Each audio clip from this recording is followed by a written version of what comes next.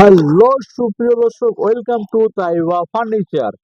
1 টাকাও অ্যাডভান্স দিতে হবে না অর্ডার করলে। প্রিয় দর্শক, আজ আমি আপনাদের মাঝে চমৎকার একটি নতুন আইটেম নিয়ে আসলাম তাইওয়া ফার্নিচার পক্ষ থেকে।